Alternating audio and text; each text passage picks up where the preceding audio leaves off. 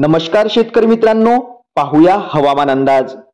राज्यात पुन्हा एकदा अवकाळी पाऊस बरसणार।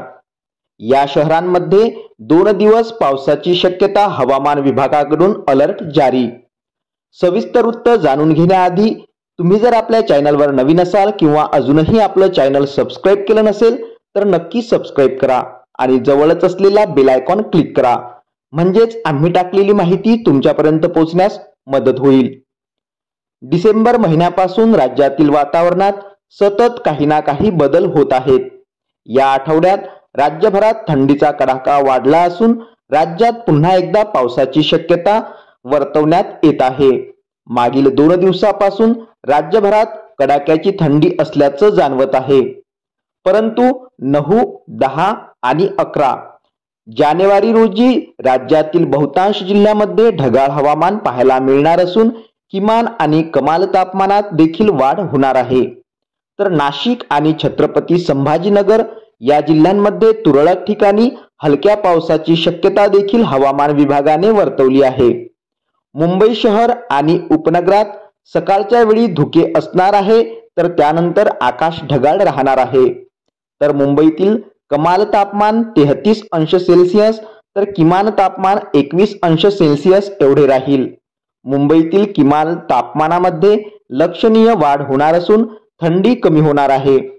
तर पुणे शहरामध्ये मुंबईप्रमाणेच सकाळच्या वेळी धुके तसेच त्यानंतर ढगाळ आकाश राहील।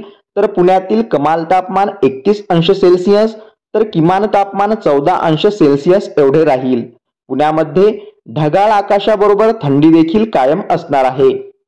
तर छत्रपती संभाजीनगरमध्ये सामान्यतः निरभ्र आकाश 9 जानेवारी रोजी राहणार आहे।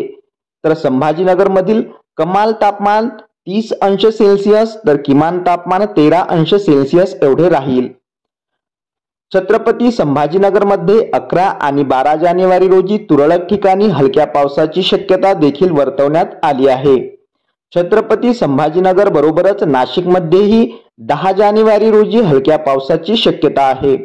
9 जानेवारी रोजी नाशिकमध्ये कमाल तापमान 30 अंश सेल्सिअस तर किमान तापमान 15 अंश सेल्सिअस एवढे राहील।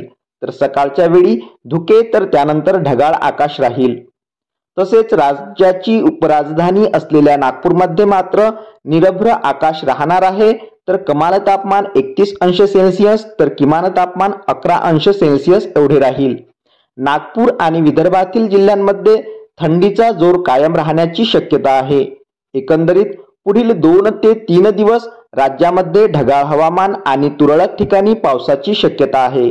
तर विदर्भामध्ये मात्र थंडीचा जोर कायम राहण्याची शक्यता हवामान विभागाने वर्तवली आहे। अशाच माहितीसाठी चॅनलला नक्की सबस्क्राइब करा। धन्यवाद।